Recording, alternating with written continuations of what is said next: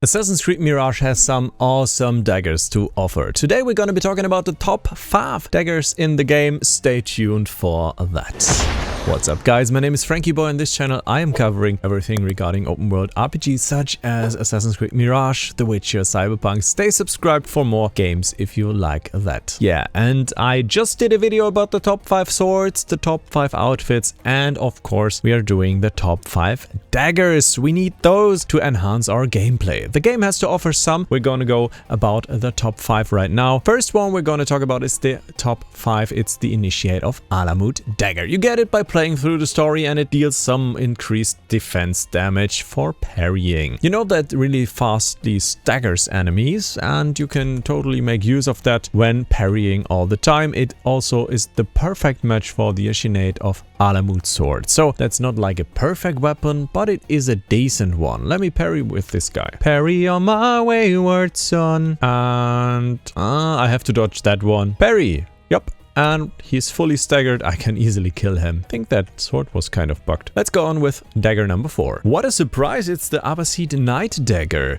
When health is below 50%, you get 30% increased damage resistance. You don't get 30% less damage received, you get 30% increased damage resistance. That's a different thing, but it will somehow equal in 30% less damage, more or less. Anything out of this dagger, you just need to lose life, and you will anyways if you're bad at the game. Just joking, anyone will get hit from time to time, and especially when you're on low health, you can make use out of this Abbasid Knight Dagger. So that's a great thing to consider if you have a loadout and you get hit from time to time. You get those upgrades and the daggers in the outer districts of Harbia, Abbasiyah and Kark, so the outer districts of Baghdad, of course, and you just have to collect the chests out of this city, or in the city, but in the outer ring, of course. Pretty easy to get. Let's go on with a Mambo number 3. So next up we have the Samsama. It's a very decent dagger. It's the Isu dagger, of course, and it's not a throwable one, of course, but this one. Why is it so awesome? It not only looks great like an Isu weapon, of course, but it is also healing you. 10% heal, 5th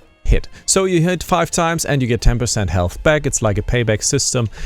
Quite a decent perk. You have some really awesome death damage and some decent damage on it. Well, it's quite low damage to be honest, but it's an Isu weapon and we all love Isu, especially for the healing. Healing is super awesome and super rare in the game, so you would definitely consider getting that one. You could also combine it with the Abbasid Knight outfit if you have some low health and you combine it with that one. So getting some health back is easy. You just need 2 of the mysterious shards. You see them in the panel on the right, and you find them everywhere in the city. Every district has 2 of them, and you need 2 of them. Get to the northern oasis and put them into a statue in the oasis itself. It's the secret entrance here. Just dive down and you will find it. Yeah, just do so. Put the 2 shards into the statue and get your dagger. Pretty easy. Dagger number 2, the second best one, is the Lightning Dagger. It's pretty decent because it has the perk One-Man Army on it. Surrounded by more than 2 enemies, that's 3 enemies of course, increased damage and damage resistance, both increased by 50%.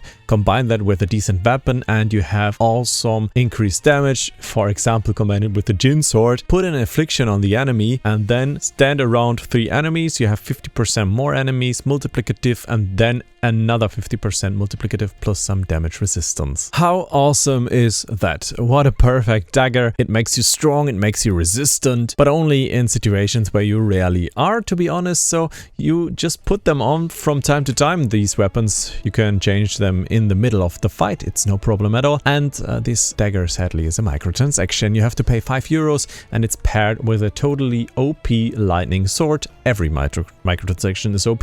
Maybe the demon claw not, but this lightning sword is also super awesome. It's 5 euro, or I don't know, maybe 5 to 10 bucks in US, and I would recommend not getting it because it's a microtransaction. But as said before, I have to mention it in a video about the best items. As for the best item, it's not the strongest one, but it's the best one in my opinion. The Demon Fang parrying sets enemies on fire. It's just pure madness. It's pure madness, like hitting these enemies with parrying will destroy them. This is insane. You can even just parry like a normal boss with it and he will die. Combine it with the Jin outfit, of course, to have longer lasting afflictions, and it's perfect. Yeah, hey, how are you? Just parry and he will die. It's that simple. So this is why the Demon Claw or the Fang is so overpowered. You simply have to parry and that's all. Of course you have to hit your parry when the enemies are attacking you. That's always the case. But if you manage to hit them with a parry, they just simply burn to death. And even the boss that is approaching us from there, you see him. I think that guy right here is bugged. He thinks we're somehow away from him, but we're not.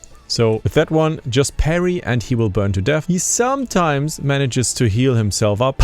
You can see I just parried. Nothing else. It's super awesome and super overpowered to get like the 3-star policeman dying by just one simple parry. Nothing else. I remember times when you had problems with these bosses. You thought like, oh man, I'm gonna die when he's coming for me. I'm so scared. But you will definitely not die with the Demon Fang. Incredibly OP. So microtransactions in general are incredibly OP in the game, and to an extent where I say, oh, this is too much. It's like in Valhalla, I think. These microtransactions in Mirage somehow differ from the last games because you have no chance to get these microtransactions in Assassin's Creed Mirage when you had chances, best chances in Origins, Odyssey, and also in Valhalla. So right now you can't farm them in any way. This is not possible. And also the best items for open combat, for open fights, they are all microtransactions and no one of them is like a free item you could somehow like farm and get to use. So yeah, that's kind of a misbalance right there, but I just wanted to tell you the top 5. I'm glad I could put some daggers that are free into this top tier list, like 3 ones. This is quite nice. I'm happy to do so. For the swords tier list, I only had 2 free swords in it. Alright guys, that's it for the daggers. I hope I could help you guys out and you will be now using the best daggers in the game for your own maximum fun. See you guys in the next one and goodbye. Subscribe for more content on Assassin's Creed.